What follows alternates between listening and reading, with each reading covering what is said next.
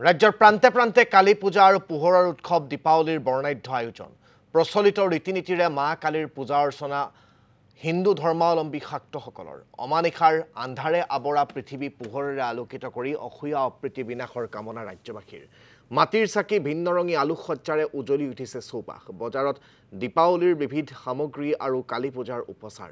ৰাজ্যৰ কালী মন্দিৰসমূহত আজিৰ দিনটোত দেখা গৈছে ভক্তৰ ভিৰ জুবিন গাৰ্গৰ অনাকাংক্ষিত মৃত্যুৰ পিছত ম্ৰিয়মান হৈ থকা ৰাজ্যবাসীৰ কেৱল পোহৰেৰে দীপাৱলী পালনৰ পোষকতা ফটকা আতচবাজি পৰিহাৰ কৰি মাটিৰ চাকিৰ পোহৰেৰে সেউজ দীপাৱলী উদযাপনেৰে প্ৰাণৰ শিল্পীগৰাকীৰ প্ৰতি শ্ৰদ্ধা জনাবলৈ আহ্বান বিভিন্নগৰাকীৰ বিভিন্ন প্ৰান্তৰ পৰা আপোনালোকক পৰিৱেশবোৰ দেখুৱাইছো বিভিন্ন প্ৰান্তত আজি দীপাৱলীৰ দিনটোত দেখিবলৈ পোৱা গৈছে কিদৰে চাকি বন্তি জ্বলাবৰ বাবে কলগছেৰে বজাৰসমূহ ভৰি পৰিছে ফটকা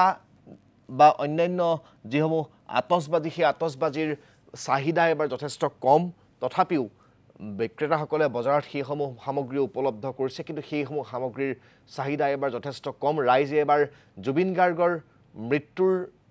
এটা মাহ সম্পূৰ্ণ হোৱাৰ এই ক্ষণত কোনো কাৰণত দীপাৱলীত এইদৰে ফটকা ফুটাই আতচবাজি ফুটাই আনন্দ উল্লাস কৰিব বিচৰা নাই তাৰ পৰিৱৰ্তে কেৱল মাত্ৰ